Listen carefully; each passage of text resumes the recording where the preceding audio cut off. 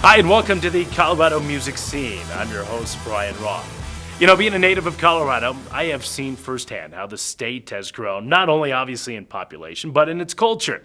Music certainly plays a major part of that.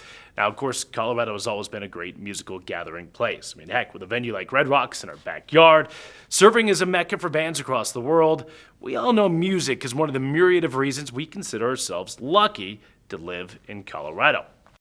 But nobody knows the Colorado music scene better than Chuck Morris. Now, perhaps you've heard of Chuck, perhaps not. But in the world of live music, Chuck Morris is a ubiquitous force as both a manager and a promoter.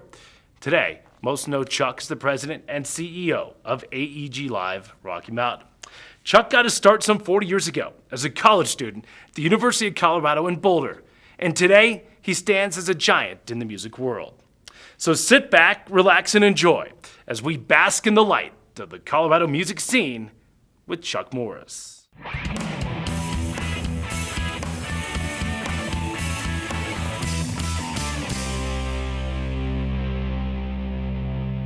Well, I dropped out of graduate school. I was going for a PhD, believe it or not, in political science at CU at 20 years old. Did well in graduate school, but I loved music more than I loved politics, which I still love. It's my second love, and decided I was going to drop out after 2 years and try to make it in the music business. Didn't have a clue. Got a very lucky break because I was friendly with a guy named Herbie Kavar who owned the Sink. And I used to have a beer with him at 11:30 when Norland Library closed. And one day I said I had dropped out of graduate school and wanted to do something with music and people. And to my absolute shock, he said, well, my manager of the Sink just quit. Why don't you manage the Sink? And I said, I never took a business class. He said, you are smart.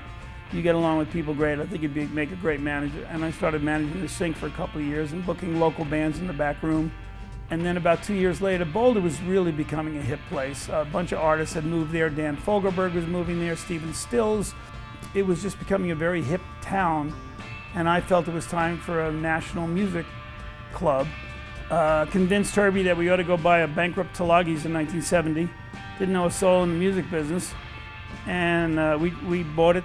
I became owners with Herbie and started booking bands. And in a period of 3 years, we booked everybody from, at Tulagi's in Blues, John Lee Hooker, Muddy Waters, Lightning Hopkins, Big Mama Thornton, Mance Lipscomb, Johnny Otis, you name it. In rock, we had Bonnie Raitt's first tour. We had a million bands. We had the Eagles' second date they ever played in 1971 at Tulagi's for 5 days.